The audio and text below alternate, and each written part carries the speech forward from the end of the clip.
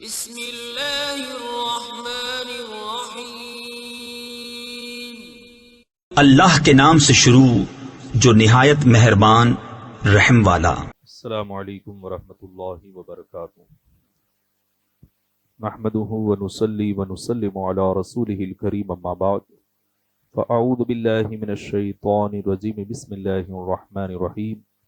ان اللہ وملائکتہ یصلون علی النبی یا ایہا الذین آمنوا صلوا علیہ وسلموا تسلیما۔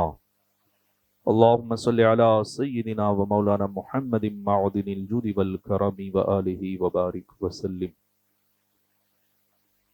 اللہ کے رسول صلی اللہ تعالی علیہ وسلم کے آباء و اجداد میں حضرت ہاشم کا ذکر آپ سماعت کر رہے ہیں۔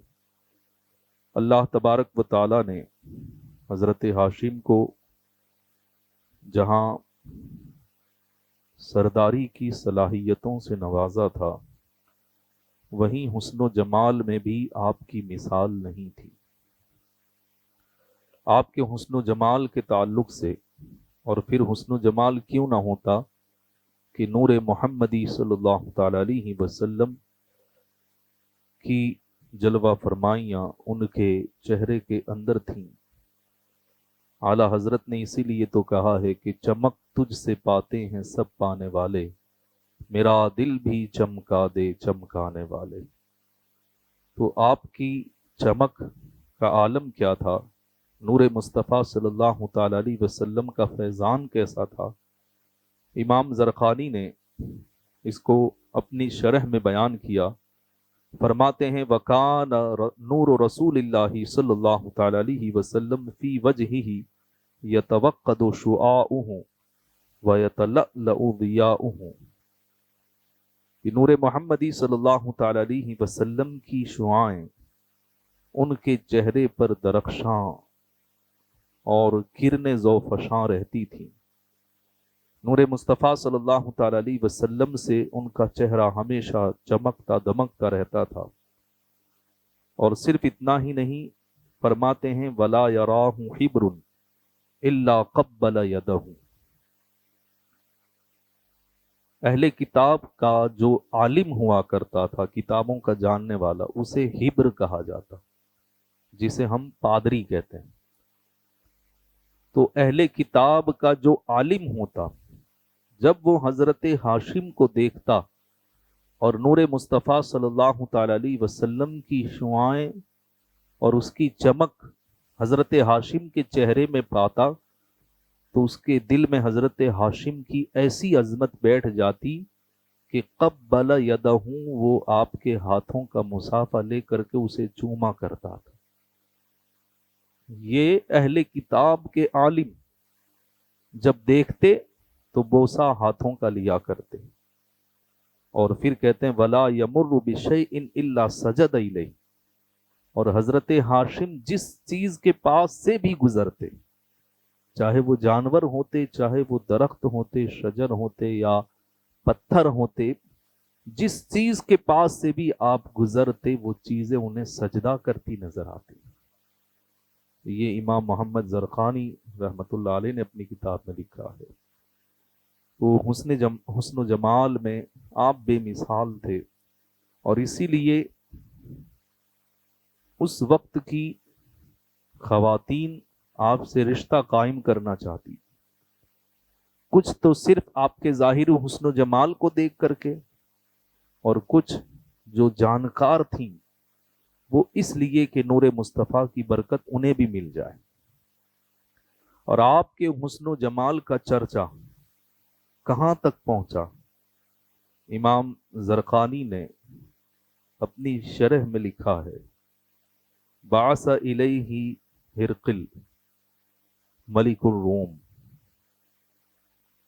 جو ملک روم کا بادشاہ تھا، شاہ روم ہرقل بادشاہ، یہ توریت اور انجیل کا عالم تھا۔ توریت اور انجیل کے بارے میں اس کو بہت زیادہ معلومات تھی۔ تو حضرت ہاشم کے چرچے، ان کی سخاوت کے چرچے، ان کی صلاحیتوں کے چرچے، اور بالخصوص ان کے چہرے کی چمک دمک کے چرچے جب روم میں پہنچے تو ہرقل بادشاہ نے اپنے جاسوسوں کو بھیجا کہ جا کر کے دیکھو کہ یہ جن کا ذکر یہاں سننے میں آ رہا ہے وہ کون ہے۔ جب گئے جاسوسوں نے بتایا، اب آگے کیا ہوا وہ آپ خود امام زرقانی کی زبان سے سنیں۔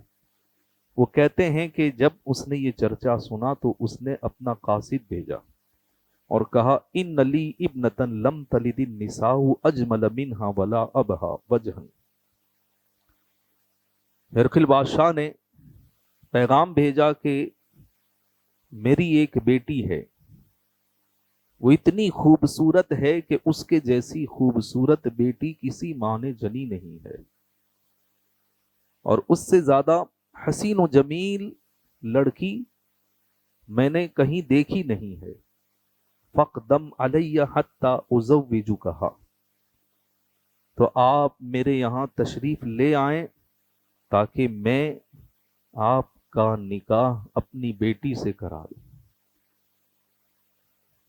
یہ ملک روم کے بادشاہ نے پیغام بھیجا حضرت ہاشم کے پاس، تو اتنے آپ کے چرچے تھے، اور خود اس نے آگے یہ کہا بھی فقط بلغنی جودک و کرمک، میں نے آپ کی بارگاہ میں یہ التماس اسی لیے رکھی ہے کہ آپ بڑے سخی ہیں، آپ کے جود و کرم اور آپ کی سخاوت کے چرچے میں نے سنے ہیں، تو آپ میری اس التماس کو نہ ٹھکرائیں اور میری بیٹی سے آپ نکاح کرنے کے لیے راضی ہو جائیں۔ اب اس کی بھی خواہش کیا تھی؟ امام زرقانی آگے لکھتے ہیں وَإِنَّمَا أَرَادَ بِذَلِكَ نور المصطفیٰ الموصوف عنده فی الانجیل، اس نے نکاح کے ذریعے کیا حاصل کرنا چاہا؟ تو فرماتے ہیں کہ وہ صرف نور مصطفیٰ صلی اللہ تعالی علیہ وسلم کی برکتیں لینا چاہتا تھا، جس نور مصطفیٰ کا ذکر اس نے انجیل میں پڑھا ہوا تھا۔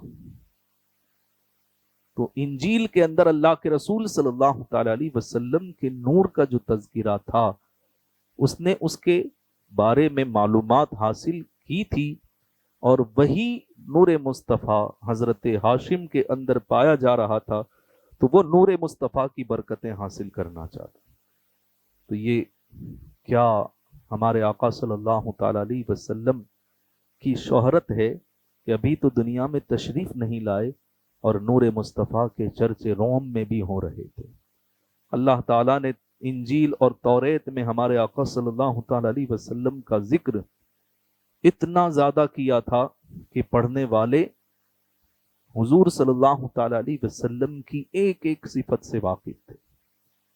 اب ظاہر سی بات ہے کہ حضرت ہاشم نے ملک روم کے بادشاہ کا پیغام ٹھکرا دیا، ان کے چرچے وہاں تک پہنچے ہوئے تھے، اللہ نے ان کو بے پناہ شہرت بھی دی تھی، عزت بھی دی تھی۔ تو اللہ جن کو صلاحیتیں دیتا ہے اور شہرت عطا فرماتا ہے، عزت عطا فرماتا ہے، تو پھر ان سے حسد کرنے والے بھی ہوتے ہیں۔ کچھ لوگوں کی یہ خصلت ہوتی ہے، پیدائشی خصلت، کہ دیکھا کہ کسی کا ذکر بہت ہو رہا ہے، لوگ اس کے چاہنے والے بن گئے ہیں، دیوانے بن گئے ہیں، تو پھر اس کو ہضم نہیں ہوتا، حالانکہ اس کی کوئی ذاتی دشمنی اس سے نہیں ہوتی، لیکن بس لوگ اس کے پیچھے دیوانے کیوں ہیں، لوگ اس کے چاہنے والے کیوں ہیں، تو دل ہی دل میں وہ حسد کرنے لگتا ہے، جلنے لگتا ہے۔ یہی حال حضرت ہاشم کا بھی ہوا کہ حضرت ہاشم سے جلنے والا کوئی اور نہیں تھا، ان کا بھتیجا تھا جس کا نام امیہ تھا۔ اس کے دل میں حضرت ہاشم کے تعلق سے جلن ہو گئی کہ جہاں دیکھو بس انہی کا نام ہے، جہاں دیکھو لوگ انہی کے ذکر کے اندر محو ہیں اور انہی کی تعریف کر رہے ہیں، میری طرف کوئی توجہ ہی نہیں کر رہا، میری طرف کوئی دھیان ہی نہیں دے رہا، حالانکہ یہ سب چیزیں اللہ کی دی ہوئی صلاحیتوں سے ہوتی ہیں۔ تو تیرے اندر اگر صلاحیت ہوتی تو اللہ کی مخلوق تیری طرف بھی متوجہ ہو جاتی، لیکن اس کے اندر صلاحیتیں نہیں تھیں اور چاہتا تھا کہ حضرت ہاشم کی جیسی عزت ہو رہی ہے ویسی میری بھی ہو۔ اب یہ کیا کرتا کہ سب کے سامنے حضرت ہاشم کی برائیاں کرتا کہ کیا ان کے پیچھے پڑے ہوئے ہیں، اور پھر اس کام کے اندر اپنے سسر کو بھی ساتھ میں ملا لیا، اور یہ دونوں مل کر کے حضرت ہاشم کی برائی کرنے لگے۔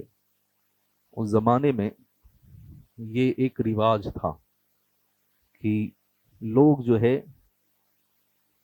فخر کرنے میں، تفاخر میں محفلیں منعقد کرتے اور اشعار کی شکل میں اپنی اور اپنے خاندان کی بڑائی کرتے، اور پھر اس میں مقابلے ہوتے، مناظرے ہوتے، جو جیت جاتا اسی کا خاندان اعلیٰ اور افضل سمجھا جاتا۔ تو عتبہ نے جو ہے یہ کہا کہ اپنے سسر کو ساتھ میں ملا کر کے لوگوں کے ذہن میں یہ بات ڈالی کہ تم ہاشم کی اتنی تعریف کرتے ہو، اتنی سخاوت، جعلی سخاوت ہے، کوئی سخی نہیں ہے وہ، اگر واقعی اس کے اندر عزت کے لائق چیزیں ہیں، فخر کے لائق چیزیں ہیں، تو پھر آئے اور مجھ سے مقابلہ کرے، ہم دونوں تفاخر میں ایک دوسرے سے مقابلہ کریں گے، وہ اپنے اوصاف بتائے گا، میں اپنے اوصاف بتاؤں گا، دیکھتے ہیں مقابلے میں کون جیتتا ہے۔ حضرت ہاشم سنجیدہ مزاج تھے، انہیں یہ مقابلے کرنا اچھا نہیں لگتا تھا۔ آپ تک یہ باتیں پہنچی لیکن اس کا کوئی جواب آپ نے نہیں دیا۔ تو اس کا فائدہ اٹھا کر کے عتبہ نے لوگوں میں یہ کہنا شروع کر دیا کہ دیکھو مجھ سے مقابلہ کرنے سے ڈر گئے، ان کے اندر اگر ایسی صلاحیتیں ہوتی تو پھر مجھ سے مقابلے کے لیے آتے، لیکن انہوں نے کوئی جواب نہیں دیا، یہ ان کی شکست ہے۔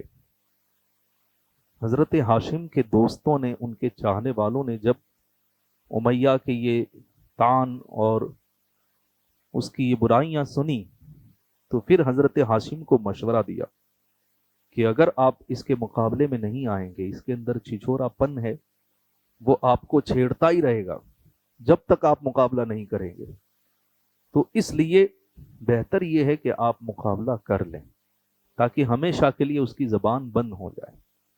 حضرت ہاشم نے کہا جب تم لوگ کہہ رہے ہو تو پھر میں مقابلہ کرنے کے لیے تیار ہوں۔ تو ایک محفل منعقد کی گئی اور اس میں قبیلہ بنی خزاع کے ایک شخص کو جج مقرر کیا گیا، اور پھر دونوں طرف سے مقابلہ ہوا۔ حضرت ہاشم نے اپنی بڑائی بیان کی اور امیہ نے اپنی بڑائی بیان کی۔ جب دونوں طرف سے بیان ہو چکے، اب اس وقت جو پنچایت میں جج مقرر ہوا تھا اس نے فیصلہ سنایا۔ اب وہ فیصلہ کیا تھا، اس کے الفاظ کیا تھے، میں ترجمہ سنا رہا ہوں آپ کو۔ اس نے کہا دوستو، انصاف کے کچھ تقاضے ہوتے ہیں جس میں اپنے پرائے، رشتہ دار اور اجنبی کو نہیں دیکھا جاتا۔ جو شخص عدالت کی کرسی پر بیٹھا ہو اس کا فرض ہوتا ہے کہ سچ بولے اور سچ کے سوا کچھ نہ کہے، اور اس وقت میرا بھی یہی منصب ہے کہ میں فیصلہ کرنے بیٹھا ہوں، تو میرا بھی یہ منصب ہے، اس لیے میں سچ کے سوا کچھ نہیں کہوں گا۔ دوستو، حقیقت یہی ہے کہ ہاشم کا حسب و نسب آفتاب یعنی سورج سے بھی زیادہ روشن ہے۔ اس وقت وہ دنیا کا معزز ترین انسان ہے، یعنی دنیا میں سب سے زیادہ عزت والا انسان ہاشم ہے۔ نسب میں، خاندان میں اس سے برتر ہونے کا دعویٰ کرنے والا بالکل جھوٹا ہے۔ میں امیہ پر تاوان ڈالتا ہوں کہ جس نے ہاشم پر مقابلہ کرنے کے لیے جو ہے دباؤ ڈالا، میں اس پر تاوان ڈالتا ہوں، یعنی اس کو جرمانے کے طور پر حضرت ہاشم کو 50 اونٹنیاں دینی ہوں گی اور اس کے لیے ایک سزا بھی میں تجویز کرتا ہوں کہ 10 سال کے لیے وہ ملک بدر ہو جائے، ملک چھوڑ دے۔ یہ سزا پنچایت نے اس کے لیے مقرر کی، کیونکہ اس نے چاہا تھا کہ میرا مقابلہ یہ کرے اور میں ان سے برتری حاصل کروں، لیکن اللہ تعالیٰ نے نور مصطفیٰ صلی اللہ تعالی علیہ وسلم کی برکتوں سے حضرت ہاشم کو فتح عطا فرمائی۔ یہ روایت الکامل کے اندر جلد 2 صفحہ نمبر 17 پر ذکر کی گئی، اور پھر فرمایا فکانت ہاذہ اول عداوت وقعت بین ہاشم و امیہ، یہ پہلی عداوت تھی جو ہاشم اور امیہ کے درمیان واقع ہوئی۔ دشمنی جو تھی، پہلی دشمنی حضرت ہاشم اور امیہ کے درمیان ہوئی۔ یہ پہلی کیوں کہا گیا کہ آپ تاریخ اٹھا کر کے دیکھیں گے تو پھر بعد میں بھی آپ کو بنو ہاشم یعنی ہاشم کی اولاد اور بنی امیہ جو امیہ کی اولاد ہے، ان دوروں میں کئی ٹکراؤ، کئی جنگیں، کئی دشمنیاں اور کئی ایسی تاریخیں آپ کو ملیں گی کہ بعد میں بھی یہ چلتی رہی، لیکن اس کی شروعات یہاں سے ہوئی تھی۔ تو اللہ تعالی ہم سب کو دوسروں کی عزت سے نہ جلنے کی توفیق عطا فرمائے، حسد سے اللہ تعالی ہمیں محفوظ رکھے، اور اللہ تبارک و تعالی نور مصطفیٰ صلی اللہ تعالی علیہ وسلم کی برکتوں سے ہم سب کو مالا مال فرمائے۔ السلام علیکم ورحمۃ اللہ وبرکاتہ۔